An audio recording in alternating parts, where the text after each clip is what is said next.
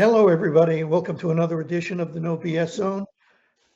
Happy early July 4th to all my friends out there and to you, John Daly, the Renaissance man of the Rockies. How you doing? I'm doing good. How about you, Bertie? Good. Today, John and I want to talk about the big victory last week of the Democratic Socialists of America, who beat three incumbents, three liberal and progressive Democratic incumbents in New York City. Let me start by stating the obvious. New York isn't the rest of America. Jerry Baker in the Wall Street Journal nailed it. He said, what's cool in Brooklyn could get you a psychological and a psychiatric exam in the rest of the country. So we're starting with the obvious. New York is not the rest of America.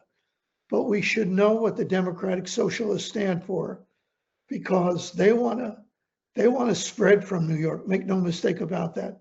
And they want to fundamentally change the United States of America.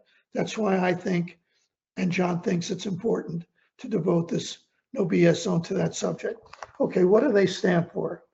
The DSA's platform calls for the ultimate abolition of prisons and police, as well as the immediate defunding of law enforcement budgets. They want to defund the military and use the money they save for social services and public housing. They want to abolish ICE. One of the people who won last week, one of the Democratic Socialists, Lisa Avila Chevalier, Democratic Socialist. She has called for abolishing police, prisons, and borders. By the way, she deleted these posts, as you might expect. She called Joe Biden a rapist and a war criminal, and says the United States is occupied Native American land, and called the United States an effing disgrace. She favors seizing private property. Okay, that's what they stand for.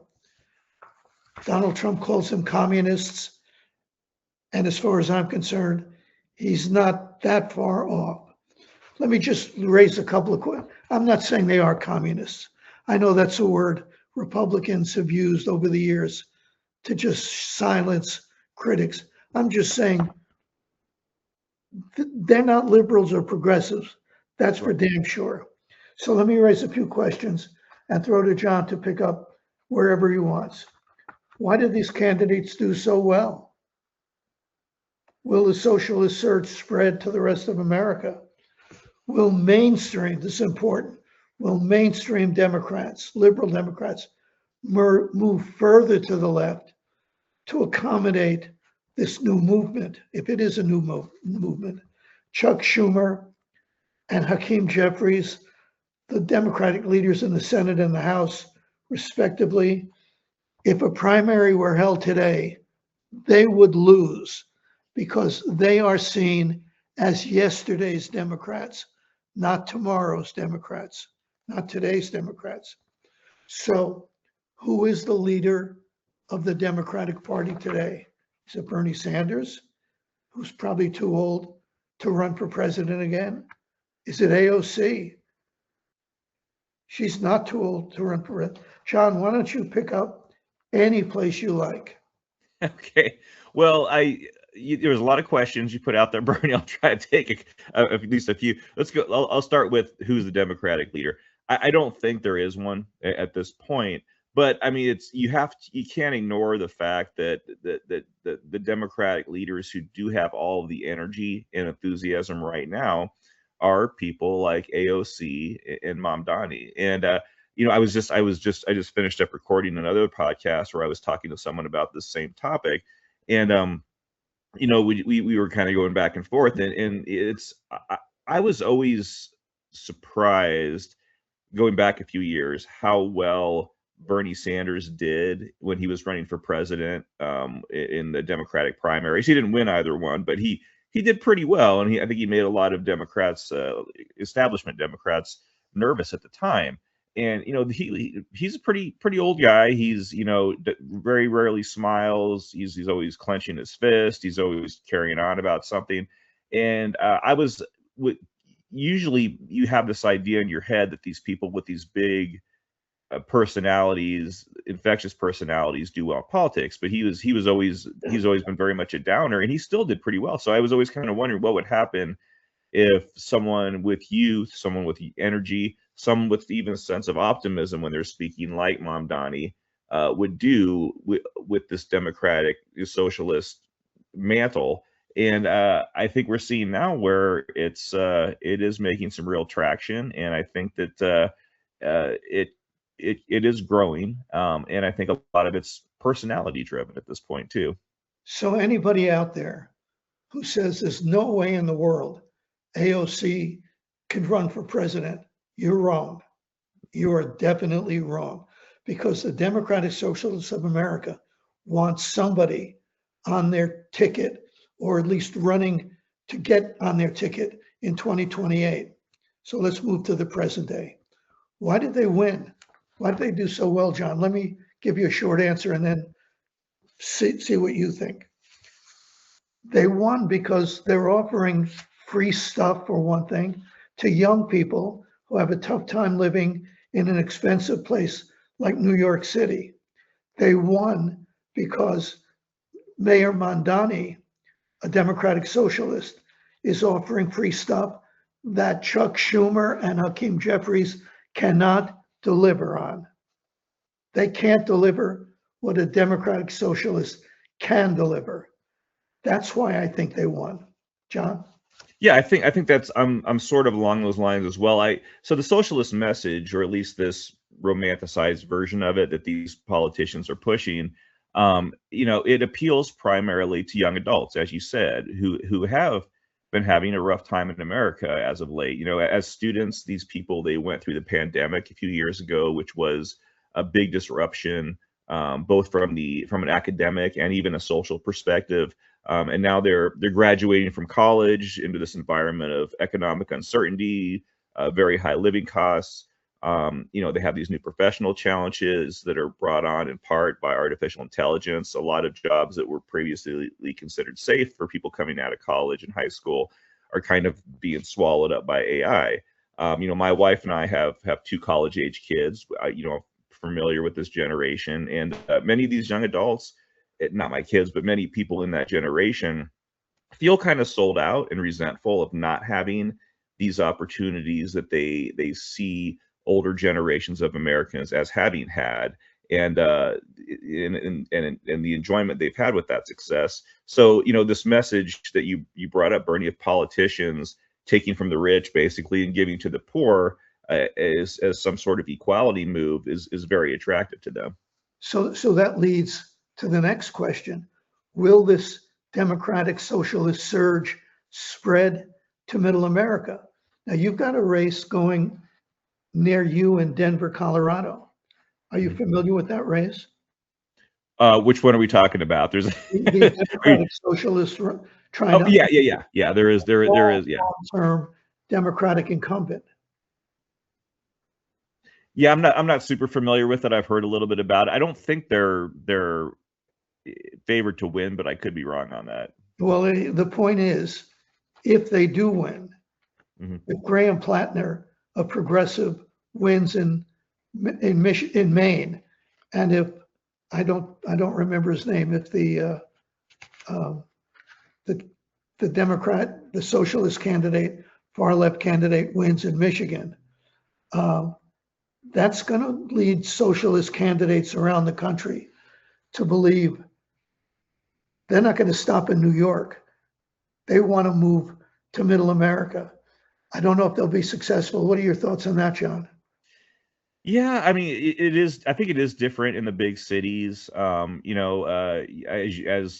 many have pointed out, there are more moderate Democrats, and I say moderate, sort of. I use that term loosely, but they're concerned about this socialist wave they're seeing. America still, and I know there were some polls that back this up, but America still largely rejects socialism, at least in name. So I don't think this helps the Democratic Party nationally. It may locally in some deep blue areas, but it doesn't surprise me that it's catching momentum. And a lot of it has to do with Trump being back in office and people being frustrated. A lot of it too, I think, has to do with a lot of left-leaning people kind of felt sold out by how Joe Biden left the presidency. When he came out, and we're coming up on the anniversary, or maybe we've already passed the anniversary of that crazy debate that he had with Trump, where he couldn't form words. He was clearly, there was something going on with him with his age and everything. And I think a lot of Democrats, they feel kind of sold out by the Democratic establishment. So they're going into this anti-establishment mode that the Republicans went through a few years ago, and I think that does sort of make it more likely to catch on nationally. Although I don't think the country's quite ready for that yet as a whole. Right, but an important question is, what will mainstream liberal Democrats do if they think the future is on the left, at least in their party, if they need to get the nomination for Congress or the presidency? Will mainstream Democrats move further to the left because they saw what happened in New York, what may happen in Colorado? Because again, we're recording before the election results are in. Right. What may happen in Michigan and Maine? Will mainstream Democrats move further to the left because they're worried if they don't, they're going to be left behind? Now, even if they move to the left, they may win the nomination, the primary nomination, but they may lose a general election. And I think that's what you're getting at, John. Yeah, I think it's and again, we're talking about, we have these big wins in New York, we have these big wins from Democratic Socialists and other, deep blue areas. But yeah, I think I think it's probably going to depend on where these politicians are, who their constituents are. I can see, Democratic politicians that are a little more moderate now, indeed being pulled to the left in bluer areas, not so much in purple areas, which there aren't many of anymore, and really not in red areas. But yeah, I do think there is a pull in that direction, and an acceptance of that. We've seen that a number of Democrats have come along on Graham Plattner, for example, despite all of his problems. So I think their willingness to kind of go in the direction of where they think their base is going is something that they have. Well, let's take Gavin Newsom, the governor of California, who is definitely running for president. I know courtesy says you don't announce your intentions to run until after the midterms. Gavin Newsom is running. He said he was against the wealth tax in California because it's up for grabs in that state. Would he veto it? Would he let it sit on his desk? But he said he was against it. What did he say after the big Democratic Socialist win in New York last week? He said he's for a national wealth tax. I mean, how transparent can you get? I mean, Gavin Newsom, please announce that you're running, and then we could accept all the hypocrisy that we're going to be hearing between now and election day in 2028. But to say you're against it in California, and then after the surge in New York, you're for it. Come on. Yeah, Gavin Newsom has always been pretty slippery. I don't think he has that many core principles. I think he's willing to go in whatever direction he thinks he needs to for the base to go in. I mean, we've seen that before for other Democrats running. I believe that was the 2020 presidential race where we had these this is back last time we had a Democratic primary for a presidential race, and you had it was crazy just how virtually every candidate in the race was tripping all over each other to try and be the hardest left because they felt that's what the base wanted. And then a lot of them had trouble coming back from that. Kamala Harris kind of had trouble coming back from that. She went way out on the ledge, and when she was running in the general election later, a lot of what she said back then came back to haunt her. Well, we're leaving out what some people have called the orange elephant in the living room, Donald Trump. Why did Donald Trump win? He came out of nowhere and offered a change, something different. you could make a case that that's why the Democratic Socialists in New York did so well last week. They came out of, I mean, socialists in the United States of America, they came out of nowhere and said, we're different. Donald Trump said he's different. They said, we're going to change things. That's what Donald Trump said. I think, and I'd like to know what you think, John, I think the Democratic Socialists, in a sense, are the other side of the coin that has Donald Trump on its side of the coin. Oh yeah, I agree. And I think a lot of it, again, we keep coming back to Mom Donnie, but you can't discount personality. I think that the personality, the infectiousness, Donald Trump's a big personality, Mom Donnie in a different way, but you can be that type of person to a lot of people, and they pay less attention to what your policy positions are than how you present yourself as an individual. And we're talking a lot about democratic socialism here. I can make the case, and I have in my writing, that Republicans, specifically Donald Trump, have gone down a lot of these socialist paths as well. The ownerships, taking ownership stakes in private companies, central planning of the U.S. economy. He's flirted with price controls on credit cards and other things. So I think, with whether people are realizing it or not, I think both parties are at different speeds for sure, but are pulling people closer to the allure of socialism. Not necessarily always using that word, but it's I think there is so much less attention paid today to actual policies and actual economics positions that we run this risk of slowly going in this direction either way. For those of you out there who haven't heard Mayor Mondani, his speech about the New York Knicks victory, Google it, try to find it. It is a breathtaking, it's a great speech. Forget about the contents. It's not about basketball. It's about how charismatic this man is. He can't run for president because he wasn't born in the United States. But somebody like that with that kind of charisma, I don't care if they're a socialist or not, can be the next president of the United States.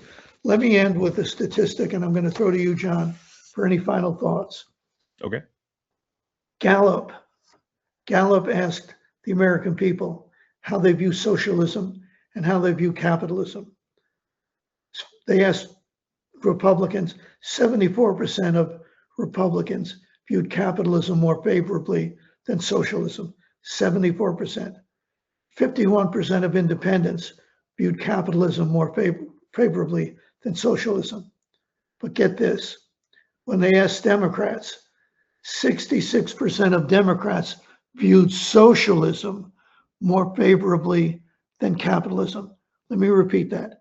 66% of Democrats viewed socialism more favorably than capitalism. If you don't think that's important, you're not paying attention.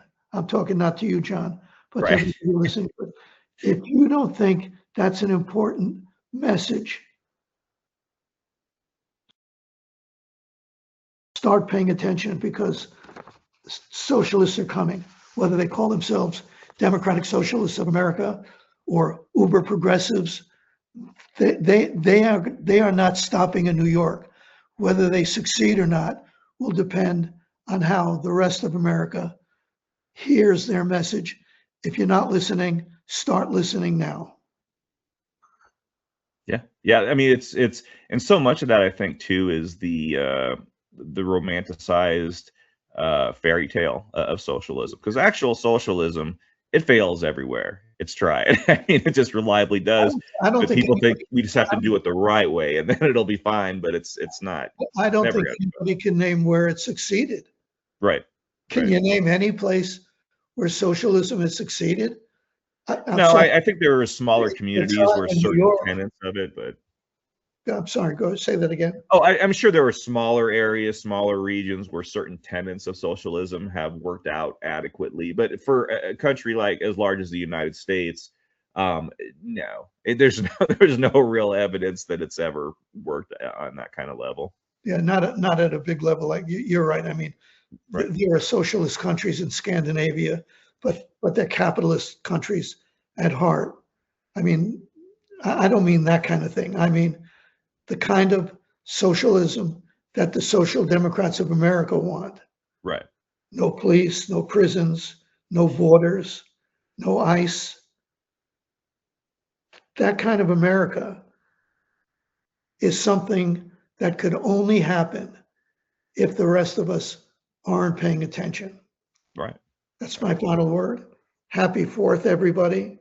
I'll be watching the elections Tuesday night, this Tuesday night, to see what happens in Denver, because if the Socialist Democrat wins there, all bets are off. That's middle America. All right. That's it for this edition of the No BS Zone. John, always great talking to you. Same to you, Bernie, and happy 4th of July to everybody. Bye-bye.